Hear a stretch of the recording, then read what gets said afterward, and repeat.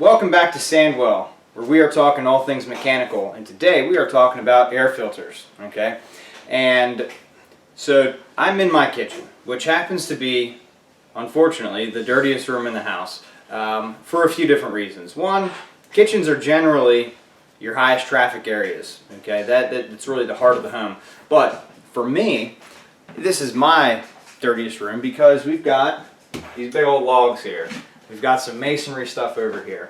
I opened these walls up years ago, and these logs are well over 100 years old, and they have 100 years of dust and stuff like that in the cracks of them. So this is a very hard room for us to keep clean, and I can see that because the return closest to the kitchen here generally will always be the dirtiest register in the house. How can we help filter the air? We don't want to just blow this dust throughout the entire house, so we want to make sure we've gotten a filter that is going to help clean the air as best we can. So I get asked all the time, what filter do I need in my house? Do I have the right filter? Do I have the right size filter? How do I put this filter in? What way, should this filter be put in? And I just want to, briefly talk about all this stuff. So first, let's talk about the different types of filters. Now, all these filters that I'm going to show you right now, with the exception of one, they're all the same size. Okay, so now you go down to your furnace, there will be a size on the current filter that's in there, or somewhere labeled on the ductwork what size filter you need, and that's the filter you've got to continue to stay with. So these ones here are all 16 by 25. The reason I'm showing you these is because this is the most common type of filter that I see, and this is the filter that I put on 90% of the systems that I install.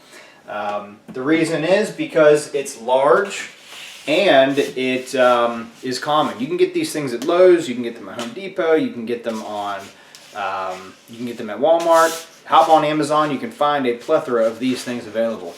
So which one do I need? Okay, I know I've got my size, whether it be 20 by 20, 20 by 24, 16 by 25. What filter do I need moving forward? So there's a few different things that I take into account, and that first is the MERV rating of the filter, and that MERV rating is the minimum efficiency reporting value of a unit. It's a number that's associated with that filter that kind of signifies the particulate matter that it will hold in its pleating or its filter media. So first we've got this guy here. Okay, these are what I call Lego collectors, okay, or a hog hair filter. And the reason I call them a Lego collector is because that's all they do, is they collect Legos. Now if you look, you can see straight through that thing. There's not much going on here in terms of filtration, but they do a really good job at collecting big particles or Legos or candy or whatever is in your ductwork. It will stop that. And I don't use these as a primary filter, but I do use them in some situations, and I'll get into that a little bit later.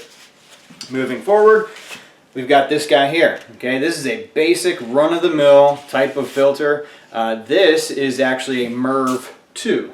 Okay, that MERV scale goes anywhere from 1 to 16, and so this is a MERV 2. That gives you an idea of how much it's not doing for your system.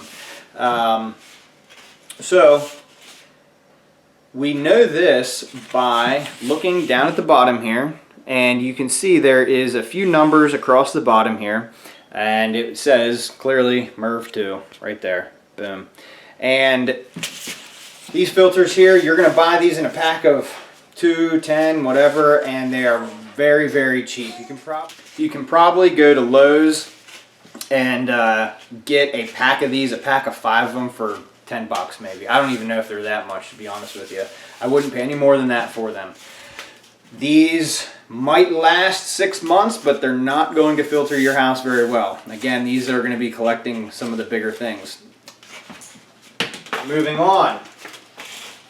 I don't know if I have anything, let's see, no. You might be able to get like a MERV 7 filter or something like that. It's a little bit, in between Obviously this one here and what I'm about to talk with here, this is a MERV 11 filter.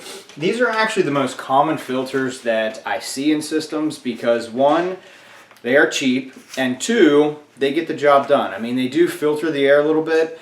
They're not, you know, by any means the best in terms of filtration, but they're a good middle of the road filter.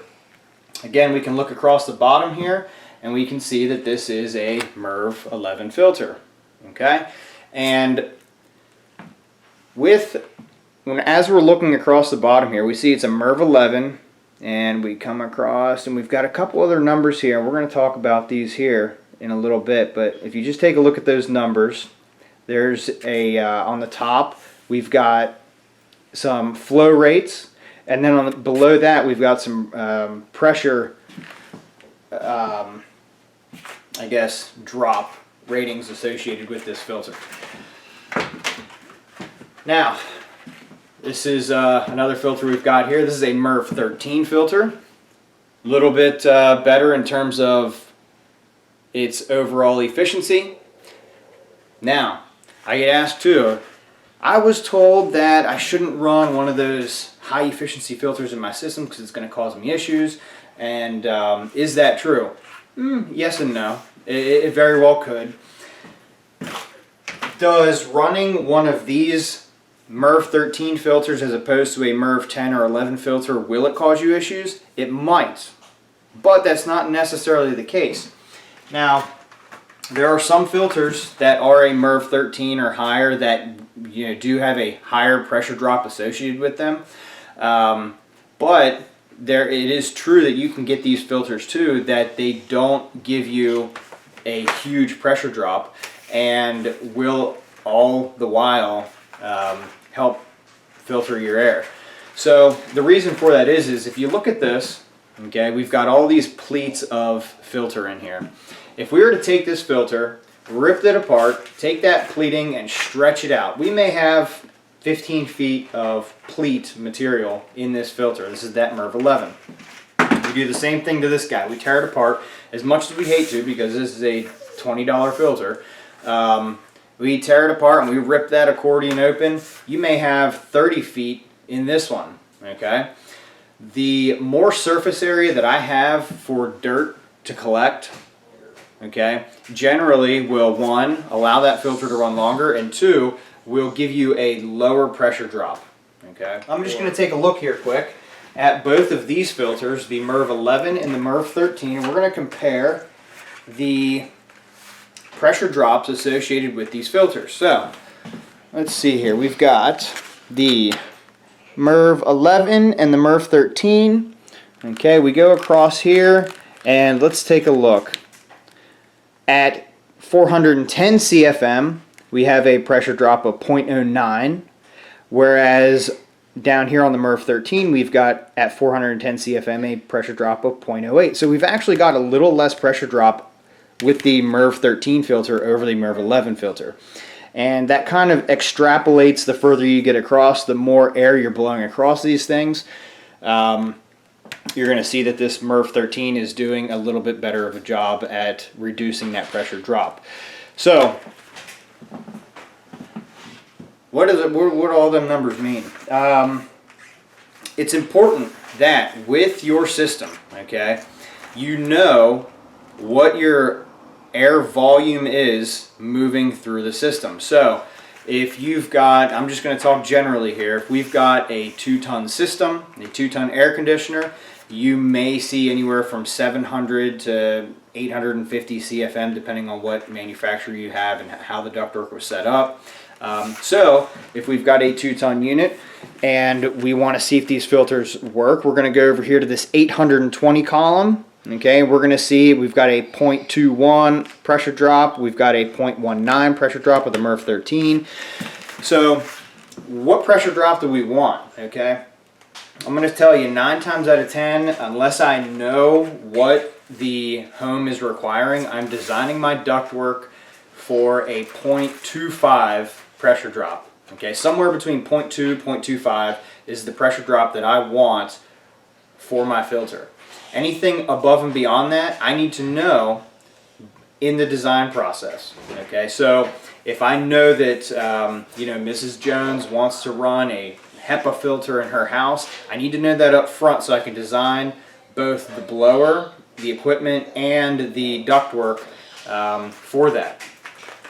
If we were to take a filter that has a MERV rating, like let's just say this MERV 11 filter, this 0.29 over here, or maybe even this 0.44, and we were to stick that in our system, it's very possible that if the ductwork wasn't designed for it, or if the blower wasn't designed for it, that your heat exchanger can start getting hot. It's also possible that your air conditioner could start freezing up.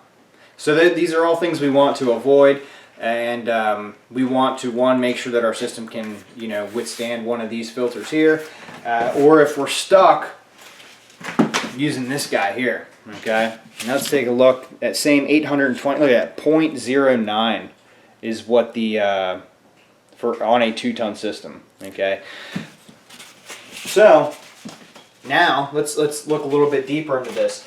If we've got a let's just say somebody installed a furnace in our house. Okay, it's a 120,000 BTU furnace, and they stuck a 5-ton evaporator coil on top of that. We've got a 5-ton air conditioner, and they stuck a 16 by 20 filter rack on the side of that furnace.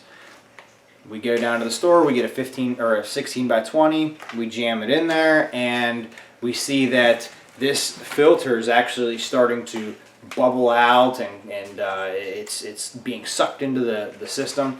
And the reason for that is, if we look again down here at the bottom, you're going to see that this air filter here has a maximum airflow associated with it. So 1,390, that's the most volume that we can blow through this filter. Okay, and that is based on the area of this and the velocity of air that they plan on this seeing at most. Okay, so can we run this on our 120,000 BTU furnace with a 5-ton blower? No, we can't, because when that blower is ramped up and it's trying to deliver 2,000 CFM, it will blow, or it will suck this air filter right into the blower. So you cannot run this filter on a 5-ton system. So what do you do?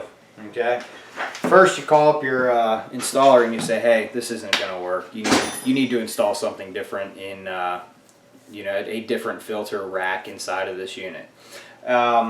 Or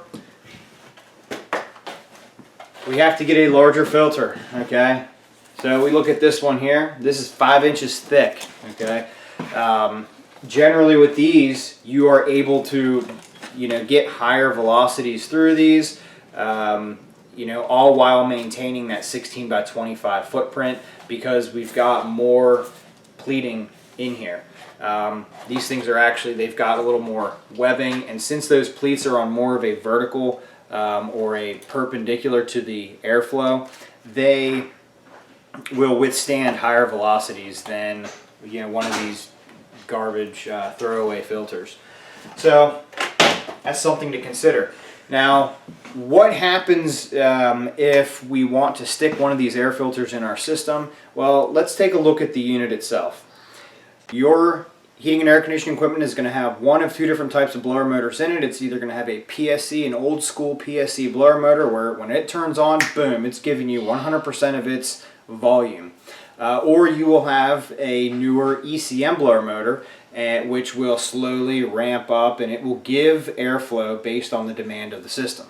Okay, so there are benefits to each one of these systems. More and more manufacturers are going to an ECM blower motor. In fact, it will be required here soon that all will. But that aside, so now let's say you've got, with PSC blower motors, okay, when you stick a more restrictive air filter into it, it will cause the amperage of that motor to increase almost at the same rate, and it will cause the air volume to decrease. Okay, so you will, when you stick that air filter in there, you're going to see that maybe your furthest bedroom away is not getting near as much airflow as it used to, because now we've got that restriction in there. Got an ECM blower motor, okay? What's going to happen? We take a system that was generally sized for a MERV 2 filter and we stick a MERV 13 filter. What will happen? Are we going to diminish the airflow across the system? You may not. The ECM blower motor is going to start ramping itself up to try and counteract the fact that we've got that higher restriction of filter in there. And it will do this when even if you go from a clean to a dirty filter or vice versa. But it's going to ramp itself up. And so we've got a few, I guess, blanket statement fan laws that kind of go in conjunction with everything we're talking about. One is that as the RPM is increased, the volume of air is increased, okay? In general, I guess if you double your fan speed, you double your volume, and that kind of caps off at one point, but nonetheless, that's your first fan law. Your second one is that as the RPM is increased, the pressure at which that blower can operate against is increased, and it's actually 4 times. So let's just hypothetically say we double the fan speed.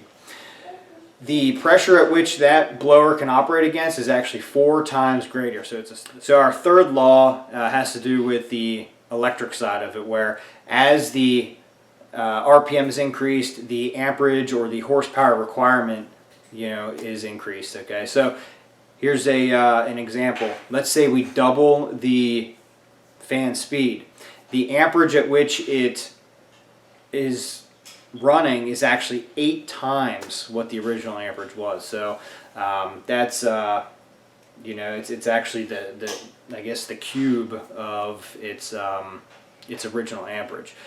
So these are things to kind of take into consideration with whenever we are working with blowers. We don't want to put a filter in there that is going to cause the blower to have to increase speed, okay? I don't necessarily think it will, your ECM blower is going to double its speed whenever you do something like that, but it is still going to increase its speed and in turn increase its amperage exponentially. So we want to make sure that our duct system is designed so that that won't happen. We want to make sure that our equipment is designed so that that won't happen, and we want to make sure that we're using a filter that is designed to be used with all of this so that won't happen. So whenever we've got that ECM blower in there and we stick a high MERV rated filter in there, the ECM blower is still going to maintain, to a point, it's still going to maintain the CFM throughout the system and throughout, into your furthest bedroom. But the amperage on that blower could potentially be, as much as 8 times what it should be, or 8 times higher than what its regular operating amperage is. So that's something to keep in mind, okay? If your system was designed to run a 0.4 of a pressure drop across that filter, and the ductwork is sized for it, the blower is sized for it, then go ahead, run it. It shouldn't be an issue. But one thing that I see here a lot of times is, in Pennsylvania, we have old duct systems that were originally designed for an oil furnace, delivering low volume of air at high temperatures, and now we're sticking higher efficiency units on there which need air, okay, to run, and we're not getting the volume of air through that thing, so we are trying to run the same filter and we just simply can't do it, okay? So how can we get around this? Well, you can, like I said, we can put a 5-inch filter in that, or we can take this thing out. We can take this 16 by 25 out of the system, and providing that our equipment can house it, we can put in something bigger, like maybe a 20 by 25 or a 25 by 25, because what we're going to see is a lower velocity across the whole area of that filter, in terms, or in essence allowing us to run a higher MERV rated filter in that system, okay? So, like, let's look at this one here. This is actually a small geothermal filter that that we install in some of our units. This would probably be for like a 2 or a 3 ton geothermal unit. But you can see how big this thing is. This thing is just massive, and it's because we want low velocity on that evaporator coil for the geothermal systems. So we need a much larger coil and a much larger air filter accompanying it. And so that's really, about the filters there. So like I was saying earlier, if you've got one of these filters, okay, that may be all you can run, unfortunately. But what can we do to kind of help us out? Like I said, I do run these filters in some situations. I run these in a few nursing homes or a few hospitals. And what I do is I actually run this filter with our 2-inch filter rack, where our 2-inch filter rack, I can run 1 2-inch filter or 2 1-inch filters, and I will use it as a pre-filter. So I'll slide this guy in the front, and I'll slide this guy right in behind it. Okay, that way we've got the filtration of both of these. This one isn't doing much more than just collecting big stuff, okay? And we can still run a higher MERV rated pleated filter behind it. So what I do with these is I will actually take a spray, okay, and I will spray this guy down. And what that spray, it's not really a glue and it's not really an oil, but it helps capture dust. Now these things here, you can take these out with a garden hose and just spray them out. That way we're not burning through these pleated filters, because in places like I had mentioned, if we were to run a straight pleated filter, not only are we replacing them every month or every other month, but we are paying to replace them every other month, and those things are expensive. So I will use a washable type of filter in those applications. That way we can get away with saving on the expense of running pleated filters, but with that spray I can still get the benefits of a higher MERV rating. So that's that. How do we know when it's time to replace our filter? Well, one, you may hear it. Okay, you may hear that furnace down there just really sounding loud. You may realize that, hey, it's getting dusty in here, or I'm not getting as much air to that back bedroom as I used to. Or you can go down to your furnace or your air handler or whatever, and you can take a look at the gauge. Okay, these little gauges here are nice. Okay, these go on the blower side of the filter, and what it does is it actually will, there's a little vein in here that will move up the scale and let you know when it's time to replace your filter. The nice thing with these gauges is they are tunable to the system, okay, because every system runs on a different static pressure, so I can't just get a generic gauge and jam it in there, because on one system it may be pegged down, on the other system it may never move the gauge. So with this little dial here, okay, I can tune what this gauge reads based on the static pressure requirements of your system, okay, and it's nice because it lets you know that yes, okay, it's been 90 days and it's time to replace it, but there's some times of the year where 90 days is, your filter's not ready to be replaced, okay? So that's the nice thing with these little guys here. It just lets you know when it's time to go. Generally, I will set these up so that your, let's see here, so whenever your indicator there is just getting into this black area, where it's the change filter zone, that's whenever I will set it up so that right at that point is when I'm starting to see an increase in the amperage of the blower motor. So it's just getting to the point where it's starting to affect the system, okay? Because I don't want to prematurely, have you replacing filters if you don't need to.